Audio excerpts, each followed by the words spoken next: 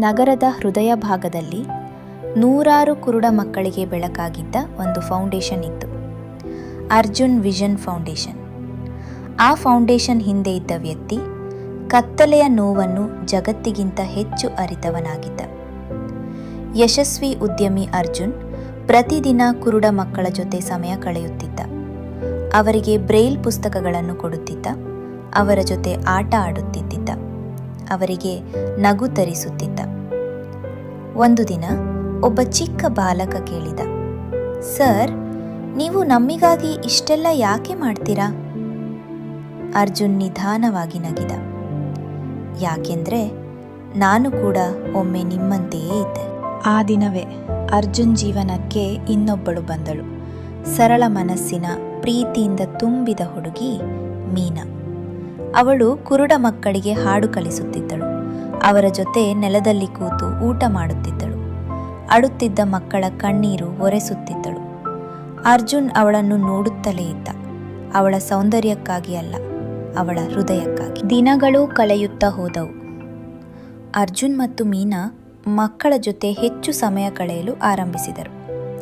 ಒಟ್ಟಿಗೆ ಕತೆ ಹೇಳುವುದು, ಮಕ್ಕಳ ಜೊತೆ ನಗುವುದು, ಸಂಜೆಯ ಸಮಯದಲ್ಲಿ ಚಹಾ ಕುಡಿಯುವುದು ನಿಧಾನವಾಗಿ ಸ್ನೇಹ ಪ್ರೀತಿಯಾಗಿ ಮಾರ್ಪಟ್ಟಿತು. ಒಂದು ಮಳೆಯ ರಾತ್ರಿ ಫೌಂಡೇಶನ್ ಮೇಲ್ಛಾವಣಿಯಲ್ಲಿ ನಿಂತು ನಗರದ ಬೆಳಕುಗಳನ್ನು ನೋಡುತ್ತಿದ್ದರು. ಅರ್ಜುನ್ ಒಂದು ಪ್ರಶ್ನೆ ಕೇಳಬಹುದಾ? ಕೇಳು. ನೀನು ಕುರುಡ ಮಕ್ಕಳಿಗೆ ಇಷ್ಟು ಹತ್ತಿರವಾಗಿರುವುದೇಕೆ? ಅರ್ಜುನ್ ಮುಖ ಮೌನವಾಗಿತ್ತು. ಅವನ ಕಣ್ಣಲ್ಲಿ ಹಳೆಯ ನೋವು ಕಾಣಿಸಿತು. ಯಾಕೆಂದರೆ ನಾನು ಕೂಡ ಒಮ್ಮೆ ಕುರುಡನಾಗಿದ್ದೆ. ಹಲವಾರು ವರ್ಷಗಳ ಹಿಂದೆ ಒಂದು ಸಣ್ಣ ಹಳ್ಳಿಯ ದೇವಾಲಯದ ಮೆಟ್ಟಿಲುಗಳ ಬಳಿ ಒಬ್ಬ ಚಿಕ್ಕ ಕುರುಡ ಬಾಲಕ ಒಬ್ಬನೇ ಕುಳಿತಿದ್ದ. ಮಳೆ ಸುರಿಯುತ್ತಿತ್ತು. ಜನರು ಹಾದು ಹೋಗುತ್ತಿದ್ದರು. ಆದರೆ ಯಾರೂ ಅವನ ಕಡೆ ನೋಡಲಿಲ್ಲ. ಅಷ್ಟರಲ್ಲಿ ಒಬ್ಬ ವಯಸ್ಸಾದ ಮಹಿಳೆ ಅವನ ಬಳಿ ಬಂದಳು. ಅವಳು ಲಕ್ಷ್ಮಿ ಅಜ್ಜಿ. ಅವಳ ಜೊತೆ ರಾಘವ ಅಜ್ಜ. ಮದನೆ, ನಿನ್ನ ಮನೆ ಎಲ್ಲಿದೆ? ನನಗೆ ಗೊತ್ತಿಲ್ಲ. ನಿನ್ನ ಹೆಸರು ಏನು? ಅರ್ಜುನ್.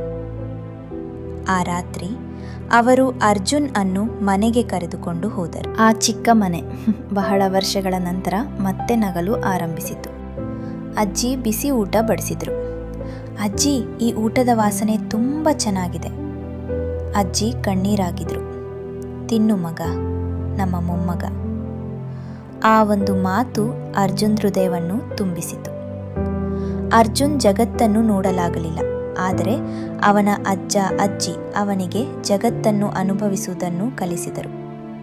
ಪಕ್ಷಿಗಳ ಶಬ್ದ, ಗಾಳಿಯ ಸ್ಪರ್ಶ, ಮಳೆಯ ವಾಸನೆ.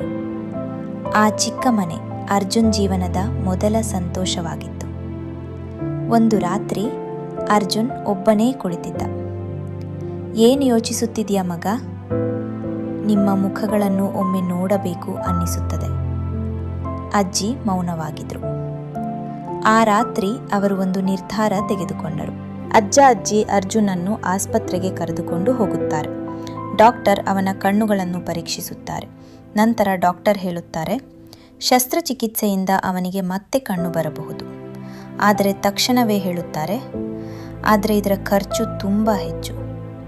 ಈ ದೃಶ್ಯವೇ ಕಥೆಯ ದೊಡ್ಡ ತಿರುವಾಗುತ್ತದೆ. ಅರ್ಜುನ್ ಕಣ್ಣಿನ ಚಿಕಿತ್ಸೆಗೆ ಅವರಿಗೆ ತುಂಬ ಹಣ ಬೇಕಿತ್ತು. ಅಜ್ಜ ತಮ್ಮ ಹೊಲ ಮಾರಿದರು. ಅಜ್ಜಿ ತಮ್ಮ ಆಭರಣಗಳನ್ನು ಮಾರಿದರು.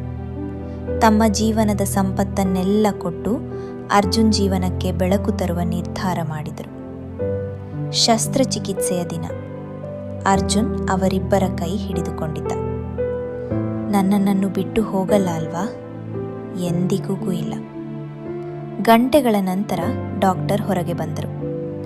ಆಪರೇಷನ್ ಯಶಸ್ವಿಯಾಗಿದೆ. ಕೆಲವು ದಿನಗಳ ನಂತರ ಅರ್ಜುನ್ ಕಣ್ಣಿನ ಬ್ಯಾಂಡೇಜ್ ನಿಧಾನವಾಗಿ ತೆಗೆದುಹಾಕಲಾಯಿತು. ಮೊದಲ ಬಾರಿ ಬೆಳಕು ಅವನ ಕಣ್ಣೊಳಗೆ ಪ್ರವೇಶಿಸಿತು. ಎಲ್ಲವೂ ಮಸುಕಾಗಿತ್ತು. ಆದರೆ ನಿಧಾನವಾಗಿ ಎರಡು ಮುಖಗಳು ಸ್ಪಷ್ಟವಾಗತೊಡಗಿದವು. ಮುಗ್ಧ ನಗು, ಕಣ್ಣೀರಿನಿಂದ ತುಂಬಿದ ಕಣ್ಣುಗಳು. ಅವನುಗಳು ಅವನ ಅಜ್ಜ ಮತ್ತು ಅಜ್ಜಿ. ಅಜ್ಜಿ, ಹೌದು ಮಗ. ಅಜ್ಜ, ಹೌದು. ಅರ್ಜುನ್ ಅವರ ಮುಖವನ್ನು ನಿಧಾನವಾಗಿ ಮುಟ್ಟಿದ.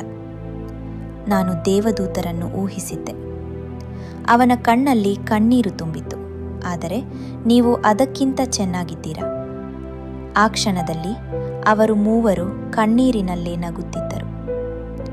ಆ ದಿನದ ನಂತರ ಅರ್ಜುನ್ ತನ್ನ ಜೀವನದಲ್ಲಿ ಒಂದು ಕ್ಷಣವನ್ನು ವ್ಯರ್ಥ ಮಾಡಲಿಲ್ಲ.